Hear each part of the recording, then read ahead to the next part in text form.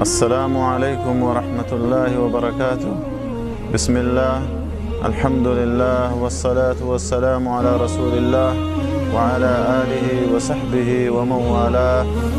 ناظرین کرام، ذی الحجہ کا پہلا عشرہ یعنی اس کے ابتدائی 10 دن پورے سال کے تمام دنوں میں سب سے بابرکت دن ہیں۔ ان دنوں کا مقام اور مرتبہ بہت بلند ہے، بلکہ یہ پورا عشرہ ہمارے لیے نیکیوں کا موسم بہار ہے۔ ان دنوں کی فضیلت اور اہمیت کے سلسلے میں کئی ایک دلائل اور شواہد موجود ہیں۔ اللہ تعالیٰ نے قرآن پاک میں ان مبارک دنوں کی قسم کھائی ہے۔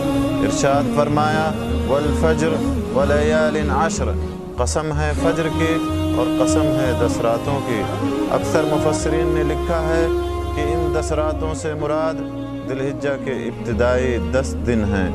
اسی طرح سے ان دنوں میں اللہ تعالیٰ نے اپنے ذکر کا خصوصی حکم دیا ہے، جیسا کہ ارشاد فرمایا، وَيَذْكُرُ اسْمَ اللَّهِ فِي أَيَّامٍ مَّعْلُومَاتٍ، کہ ان مقررہ دنوں میں انہیں اللہ کے نام کا ذکر کرنا چاہیے۔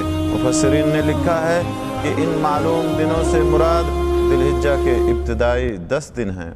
اسی طرح سے ان دنوں میں نیک عمل کرنا اللہ تعالیٰ کو سب سے زیادہ محبوب ہے، جیسا کہ عبداللہ ابن عباس رضی اللہ تعالیٰ عنہما سے مروی ہے کہ رسول اللہ صلی اللہ علیہ وسلم نے ارشاد فرمایا، ما من ایام العمل الصالح فیہن احب الی اللہ من هذه العشر، ای عشر ذی الحجہ۔ قالوا ولا الجہاد فی سبیل اللہ، قال ولا الجہاد فی سبیل اللہ الا رجل خرج بنفسه وماله ولم يرجع من ذلك بشيء، رواه ابو داود والترمذی۔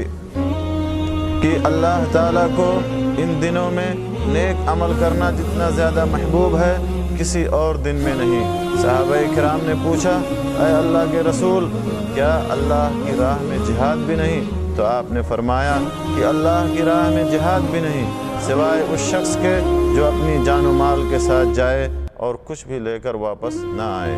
اسی طرح سے ان مبارک دنوں کو دنیا کے سب سے افضل ایام قرار دیا گیا ہے، جیسا کہ صحیح حدیث میں آیا ہے کہ افضل ایام الدنیا ایام العشر، کہ دنیا کے دنوں میں سب سے افضل ایام اور سب سے افضل دن ذی الحجہ کے ابتدائی 10 دن ہیں۔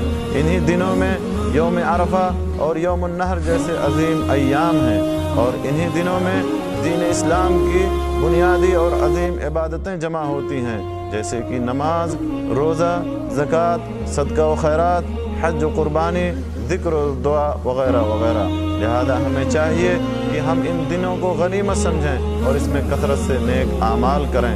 اللہ تعالیٰ سے دعا ہے کہ اللہ تعالیٰ ہمیں ان دنوں کی برکت حاصل کرنے کی توفیق عطا فرمائے، آمین۔ تقبل یا رب العالمین، وآخر دعوانا ان الحمد للہ رب العالمین، وصلی اللہ علی نبینا محمد وعلی آلہ